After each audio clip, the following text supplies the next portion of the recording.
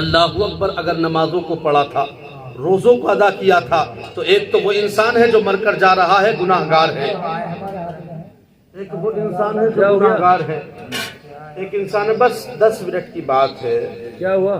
بس محترم حضرات توجہ ہے، آپ کی توجہ تڑپ گئی ہے، سبحان اللہ۔ اللہ عمل کی توفیق مرحمت فرمائے، اللہ عمل کی توفیق مرحمت فرمائے۔ محترم حضرات آپ ادھر توجہ رکھیے، جو میں ذہن دینا چاہتا ہوں بس اسے دے کر کے میں ایک دم اللہ کے رسول صلی اللہ علیہ وسلم ارشاد فرماتے ہیں، علی روایت کہ محترم حضرات جب انسان مر کر کے جاتا ہے نا، تو ایک تو وہ انسان ہے جو زندگی اپنے مطابق گزار کر گیا، ایک وہ انسان ہے جو اللہ رسول کی رضا کے لیے گزار کر گیا ہے۔ اگر دنیاوی زندگی اپنے مفاد کے لیے گزار کر چلا گیا نا تو ہائے افسوس ہوگا، مگر پیارے اگر وہ انسان ہے جس نے اپنی زندگی کو آقا کریم کے لیے گزارا تھا، اگر وہ مر گیا نا تو یقیناً زمانہ کہے گا مر گیا، اپنے کہیں گے مر گیا، بیگانے کہیں گے مر گیا ہے، زمانے والے کہیں گے مر گیا ہے، اپنے قریبی لوگ کہیں گے مر گیا ہے، اپنے بعید لوگ کہیں گے مر گیا ہے، آخرکار اپنے بچے بھی کہیں گے مر گیا، والدین کہیں گے مر گیا ہے، رشتہ دار کہیں گے مر گیا ہے، گاؤں والے کہیں گے مر گیا ہے، اسٹیٹ والے زمانے والے کہیں گے مر گیا ہے۔ مگر آپ جانتے ہو اگر غلام رسول مر کر کے جاتا ہے تو یقیناً لوگوں کی زبانوں پر تو ہوتا ہے کہ انسان مر گیا ہے، مگر آپ جانتے ہو جہاں انسان کہتے ہیں کہ انسان مر گیا ہے، اپنے کہتے ہیں مر گیا ہے، بیگانے کہتے ہیں مر گیا ہے، وہی اللہ کے فرشتے آتے ہیں اور آنے کے بعد کہتے ہیں وہ خبردار ہو جا، یہ مرنے والا عام انسان نہیں، مصطفیٰ کا غلام جا رہا ہے، مصطفیٰ کا غلام جا رہا ہے۔ اب محترم حضرات انسان کو موت واقع ہو گئی، قبر میں گیا، رب قدیر اس آیت کریمہ کے تحت کیا کہتا ہے؟ کل نفس ذائقۃ الموت۔ یاد رکھیے رب قدیر نے ذائقہ دیا، ذائقہ کہا موت کو، اے پروردگار اگر ذائقہ ہی ہے تو انسان گھبراتا کیوں ہے، ڈرتا کیوں ہے؟ ذائقہ تو اچھا بھی ہوتا برا بھی ہوتا ہے کہ نہیں؟ ایمانداری کے ساتھ ہے نا؟ ذائقہ اللہ نے ذائقہ اس لیے کیا؟ مفسرین اعظام فرماتے ہیں اس کا مطلب یہ ہے کہ لوگوں ذائقہ اتنا بے اصل ہے، بے حقیقت ہے کہ اگر کوئی شے کھا لی جائے اور اوپر سے کوئی دوسری چیز کھا لی جائے تو اس کے ذائقے کا پہلی چیز کا اصل ظاہر ہو جاتا ہے، اس کی کوئی حقیقت نہیں۔ رب بتا رہا ہے اسی طریقے سے تمہاری زندگیوں کی تمہاری زندگی کی کوئی حقیقت نہیں ہے۔ ابھی قدم اٹھایا پتہ نہیں گھر سے نکلے واپس آئیں گے بھی کہ نہیں آئیں گے، کچھ پتہ نہیں، ہماری زندگی کی پیارے کوئی بھی حقیقت نہیں ہے۔ اسی بنیاد پر رب قدیر نے ہمیں کیا کہا؟ اللہ اکبر، ہر جاندار کو موت کا ذائقہ چکھنا ہے۔ اللہ اکبر حدیث پاک میں آتا ہے لیکن موت تحفہ بھی ہے، اور مومن کے لیے ایسا تحفہ ہے کہ اللہ نے موت سے بڑھ کر مومن کو کوئی تحفہ نہیں دیا، یہ رب قدیر کہہ رہا ہے۔ اس لیے کہ انسان مر کر جاتا ہے تو قبر میں تاریکی ہوتی ہے، سناٹا ہوتا ہے، اندھیرا ہوتا ہے، مگر آپ بتائیے پیارے کیا وہاں زمانے والے ساتھ آ جاتے، دنیا والے ساتھ آ جاتے، جو ہمارے منہ پر ہماری تعریفیں کرتے ہیں یہ کیا ساتھ آ جاتے؟ انسان کا حال بھی عجیب ہے جناب۔ یہ حالات ہو گئے اس مسلمان کے کہ اللہ اکبر راتوں چوری کر رہا ہے مگر سوچ رہا ہے جنتی میں ہی ہوں، دنوں گناہ میں لگا ہوا ہے مگر سوچ رہا ہے جنتی میں ہی ہوں، برسنگ کاٹ کے دوسرا لایا، بھینس اپنی پل رہی ہے، جنتی وہی ہے۔ یہ ذہن ہے لوگوں کا، اور برسنگ کاٹنے کے بعد صبح یہ بھی کہتا ہے کہ جناب محترم تمہارا برسنگ پنپ نہیں رہا ہے، اب بتا پنپے گا تب جب تم پن دے گا۔ یہ مسلمان کے حالات ہے، اور جنتی کی بات کی جائے تو جنتی سب سے زیادہ اپنے آپ کو بتائے گا، یہ حال ہے۔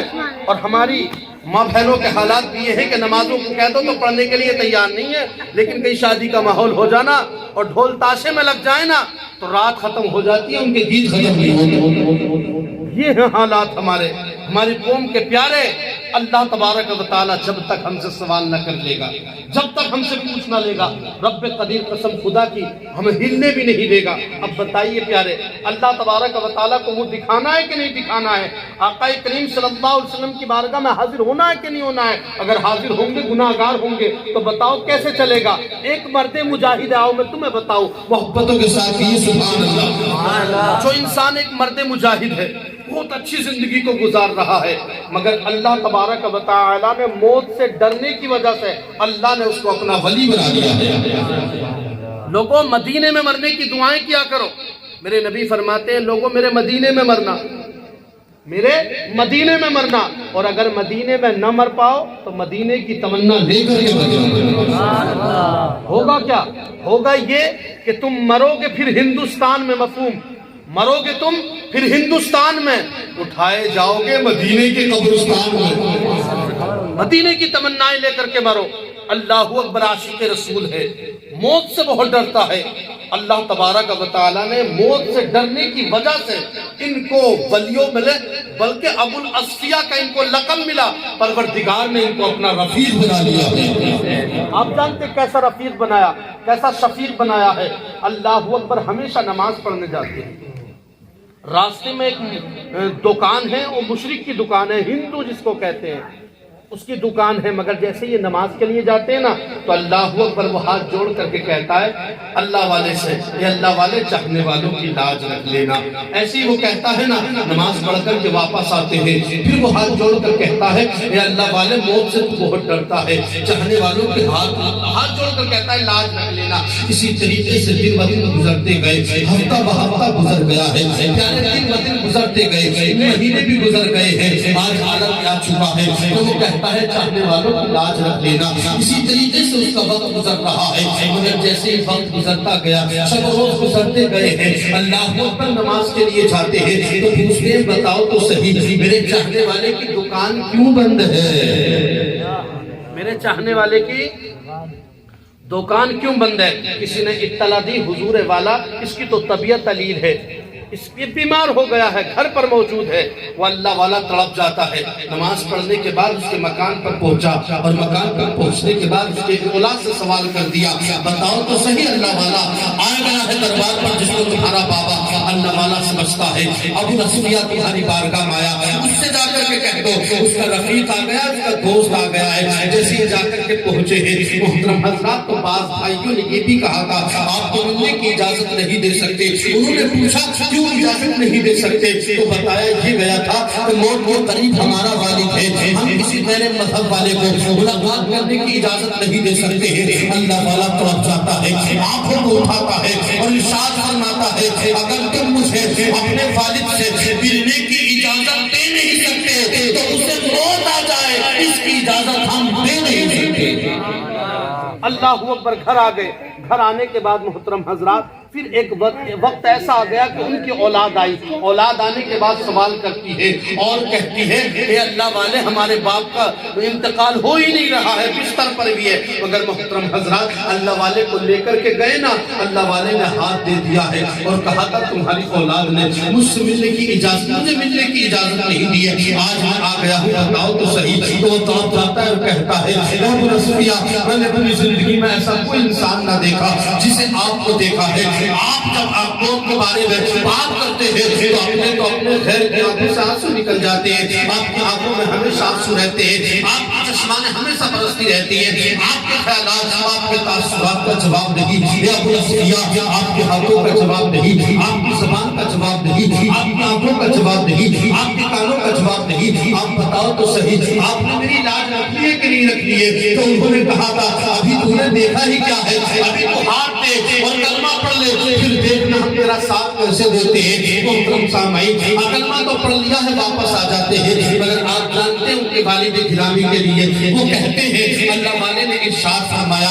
جن کو ابو الاسفیہ کہا جاتا ہے، انہوں نے کہا اپنے باپ کو ہمیں دے دے، ہم اس کی تجہیز و تکفین کریں گے۔ تو ان کی اولاد نے کہا تھا ہمارے بابا سے ایک ہی ملاقات ہوئی ہے اور وہ تمہارا کیسے ہو گیا ہے؟ اتنا کہنا تھا، اللہ والا ارشاد فرماتا ہے ارے سن لے، اگر تمہیں جانے کی اجازت دے نہیں سکتا اس میں آگ لگ جائے، اس کی اجازت ہم دے نہیں دیں۔ وقت گزر گیا، محترم حضرات مرنے کے بعد جیسے ہی سامنے رکھا گیا ہے اللہ اکبر، چینی تمام چیزیں ڈال دی گئی، تیل چھڑک دیا گیا، مگر سامعین تاریخ شاہد ہے اس کے کفن میں آگ نہیں لگتی تھی، اس کا جسم جلتا نہیں تھا، لکڑیوں کو رکھ دیا گیا ہے، لکڑیاں تو جل گئی ہے مگر جسم نہ جلا ہے۔ اسی طریقے سے دوبارہ کوشش کی گئی، جتنی چیزیں تھی، جتنی आजमाइशें थी उन्होंने पूरी कर ली, मगर जिस्म में आग लगती ही नहीं थी। अब सवाल कर देते हैं, अल्लाह वाले की तरफ चलते हैं, अल्लाह वाले के करीब होते हैं, पैगंबर इस्लाम के मानने वाले, अल्लाह का जो रफीक है, अल्लाह का जो शफीक है, और उसकी बारगाह में चलते हैं। लोग आ जाते हैं, अर्ज करते हैं, हुजूर माला बताओ तो सही, आपका जो चाहने वाला है, आपका जो वफादार है ना, तो अल्लाह पर मौत वाक़ई नहीं होती, और अगर मौत वाक़ई हो भी गई है ना, तो अल्लाह पर होता ये है कि उनको आग नहीं लगती है। अल्लाह वाला चाहता है और जाने के बाद करीब खड़ा हो जाता है। जैसे लोग करीब आते हैं और कहते हैं, हुजूर बताओ तो सही, कफन जलता क्यों नहीं है? तो आपने इरशाद फरमाया था, अरे तुम्हें खबर नहीं है ये कौन इंसान है, दुनिया में रहने के बाद मेरे साथ रहता था, मेरे लिए दुआएं किया करता था, मेरे चाहने वाला कहता था, अपने आप को वफादार कहता था, मेरा खातिम बताता था, मेरा गुलाम बताता था, मेरे करीब रहना चाहता था, मेरी आंखों के सामने अपनी जिंदगी को गुजारना चाहता था, और मैं पैगंबर इस्लाम का मानने वाला हूँ। अब ये दुनिया की आग है, और ये दुनिया की आग तो दूर की बात है, जहन्नम की आग में ये ताकत नहीं है मेरे गुलाम के जिस्म को आग तक पहुंचा सके। नारे तकबीर, नारे रिसालत, नारे हैदरी, नारे वक्सिया, उलमाए अहले सुन्नत, मसलकी आला हज़रत, क़ुराने आला हज़रत, बिल्कुल निशान लगा गई थी। सुभान अल्लाह। मौत से डरने वाले लोग, बहरे कैफ मैं कह रहा था, कुल्लु नफ्सिन ज़ाइक़तुल मौत। मोहतरम हजरात, हर जानदार को मौत का जायका चखना है, और अल्लाह के रसूल ने जो कहा हदीस पाक में कि मौत मोमिन के लिए तोहफा है, वो इसलिए कि कब्र में तारीकी है, सन्नाटा है, अंधेरा है। इतना अंधेरा है कि सफेद कफन तो होगा, मगर बावजूद इसके कफन नजर नहीं आने वाला है। सफेद कफन है मगर नजर नहीं आएगा। लोगों जरा सोचो तो सही, कब्र के बारे में हम जरा सी बात पे कहकहा लगा लेते हैं। लोगों दुनिया की जिंदगी गुजारने के लिए क्या कुछ नहीं करते, मगर मुझे बताओ कब्र में तो अरसों बरसों रहना है, वहां की जिंदगी के लिए कितनी हमें तैयारी करनी चाहिए। कब्र में जाता है ना इंसान तो अपने हाथों को फैलाता है, कहता है साले सवाब करने वाला कोई है। उसकी कब्र में तारीकी इतनी होती है, मगर एक बात यकीनन जानो आप, कब्र में अंधेरा तो होगा, सन्नाटा भी होगा, मगर हदीस रसूल के मुताबिक जो मैं आपको बता रहा हूँ, जिस कब्र में पैगंबर इस्लाम आ जाए, जिस कब्र में रहमतुल लिल आलमीन आ जाए, जिस कब्र में सैयदे अबरार आ जाए, कब्र में तारीकी भी होगी, मगर परवरदिगार आलम आका के कदमों की बरकत से उस कब्र में उहद पहाड़ के बराबर रोशनी अता फरमाएगा। कहा नहीं था, मेरे इमाम फरमाते हैं कि अल्लाह अकबर, कि कौन कहता है कब्र में अंधेरा होगा, कौन कहता है कब्र में अंधेरा होगा, अरे सामने जो सरकार होंगे सवेरा होगा। कौन कहता है कब्र में अंधेरा होगा, सामने जो सरकार होंगे सवेरा होगा। मफहूम ये था अगली आयत करीमा का। एक और मकाम पर यह आता है, जब फरिश्ते आते हैं ना आम इंसान की जो जाती मफाद के लिए, तो मौत के मायने हिजरत के, एक जगह से दूसरी जगह हिजरत करना, इंतकाल करना, एक जगह से दूसरी जगह मुंतकिल होना। आप समझ गए इतनी बात। मोमिन को हमेशा मौत नहीं आती, मोमिन को मौत एक ही बार आनी है, और अब जिंदगी जब से मिल गई अब मौत कभी नहीं आनी है। समझ रहे नहीं? उस हजरत उस्मान फरमाते हैं मोमिन को कभी मौत नहीं आती, मोमिन तो दर बदलता। मतलब ये है कि जैसे अल्लाह ताला ने इंसान को बनाया ना, आलम अरवा में रख दिया, अब आलम अरवा से माँ के शिकम में आया, ये दर बदला, मौत नहीं आई। माँ के पेट से दुनिया में आया, ये दर बदला, मौत नहीं आई। इसी तरीके से दुनिया में गए। मिसाल के तौर पर जैसी माँ के पेट में आया तो लगता है उसे मैं कैद खाने में आ गया, मगर 4.25 माह के बाद जब वो बच्चा बनता है ना आगे को, और याद रखना माँ के पेट में वो बच्चा कुछ दिन क़याम की हालत में रहता है, कुछ दिन रुकू की हालत में रहता है। जैसे ही सजदा करता है तो सूफिया फरमाते हैं सजदे की बरकत से अल्लाह बंदे को, यानी खालिक़े कायनात, जो बच्चा 4.25 माह के बाद माँ के शिकम में बनना शुरू हुआ था, कुछ दिन उसने क़याम किया, नमाज का क़याम कह रहा हूँ मैं, कुछ दिन रुकू किया, और जैसे ही सजदा किया है ना, अल्लाह ने सजदे की बरकत से उसे दुनिया अता फरमा दी। अब जैसी दुनिया में आया, दुनिया में आने के बाद, और एक चीज और पॉइंट करने की, नोटिस करने की है यहाँ कि माँ के पेट में जो बच्चा होता है अल्लाह ताला मुंह के जरिए उसे नहीं खिलाता। जानते क्यों? क्योंकि अल्लाह ताला ने हराम खाने से हमें बचाया है और हमें महफूज फरमाया, तो माँ के पेट में भी रब्बे कदीर ने हमारी हिफाजत फरमाई। ناف سے کھلایا، اس لیے کہ ماں کی غذا ناپاک ہو چکی تھی، اور پروردگار کی ذمہ داری ہے، اسی بنیاد پر اللہ تعالیٰ نے وہاں ذمہ داری لگی۔ لوگوں سوچو تو صحیح، ہم ہمیشہ ایک دوسرے کے مال پر نظر رکھے ہوئے، حرام مال مل جا، ہو پیسہ۔ حضرت علامہ شاعر ہندوستان صاحب بیٹھے، ان سے پوچھو، لوگوں کے ذہن بن چکے ہیں ہو پیسہ چاہے ہو جیسا، یہ نہیں سوچ رہا کیسا ہے، پیسہ ہو۔ اللہ اکبر۔ لوگوں، اللہ نے ہماری ماں کے پیٹ میں حفاظت فرمائی۔ اب جب وہ دنیا میں آیا، دنیا میں آنے کے بعد اسے لگتا ہے میں قید خانے میں آیا، مگر لائٹنگ کو دیکھتا ہے، ہواؤں کو دیکھتا ہے، فضاؤں کو دیکھتا ہے، تو وہ کہہ اٹھتا ہے نہیں بھائی میں دھوکے میں تھا، قید خانہ تو ماں کا پیٹ تھا، حقیقت میں زندگی تو دنیا کی ہے۔ لیکن جب دنیا سے جاتا ہے، انتقال کرتا ہے، نہ قبر میں جاتا ہے، تو اب وہ کہتا ہے بھائی حقیقت میں اب قید خانے میں آیا۔ حدیث پاک بول رہا ہوں، اور حدیث میں آتا ہے اللہ یقرئک علیک السلام فتحاضرہ جسدہ۔ دیکھیے جب موت کا وقت آتا ہے تو فرشتے اس کے پاس آتے ہیں، تو اللہ ارشاد فرماتا ہے فرشتوں کیسے جا رہے ہو؟ انا مولا خالی ہاتھ جا رہے ہیں؟ تو رب قدیر فرماتا ہے نہیں، جنتی پھول لے کر کے جاؤ، جنتی پھول لے کر کے جاؤ۔ تو فرشتے جنتی پھول لے کر کے آتے ہیں، تو وہاں آ کر کیا کہو گے؟ فرشتے کہتے ہیں پروردگار ہم اس کی روح قبض کریں گے۔ رب فرماتا ہے نہیں، فتحاضرہ جسدہ اللہ یقرئک علیک السلام۔ اس کے کان میں جا کر کہہ دو وہ بندہ مومن ہے کہ اللہ نے اسے سلام کہا، اللہ نے اسے سلام کہا ہے۔ اور جیسے ہی اللہ جس کو سلام کہہ دے، میرے نبی فرماتے ہیں دنیا میں جو مجھ پہ درود و سلام پڑے گا، جنت میں اس کا محل میرے محل کے ساتھ ہوگا۔ اور جو دنیا میں رہ کر جس کے لیے اللہ تبارک و تعالی سلام بھیج دے، وہ قبر کی زندگی سے محفوظ ہے، حشر کی زندگی سے بھی محفوظ ہے، اور کل میدان محشر ہوگا نا، نفسی نفسی کا عالم ہوگا، کوئی تخنوں تک، کوئی گھٹنوں تک، کوئی ناف تک، کوئی اللہ اکبر، پورا کا پورا پسینے میں غرق ہوگا، نازک وقت ہوگا، شدت گرمی ہوگی، انسان سائے کی تلاش نہ ہوگا۔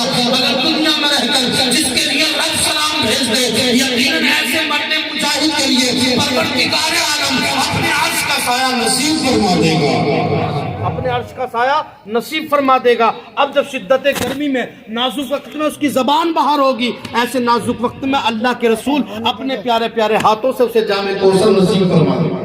بات سمجھ میں آ رہی ہے کہ نہیں آ رہی ہے؟ سبحان اللہ۔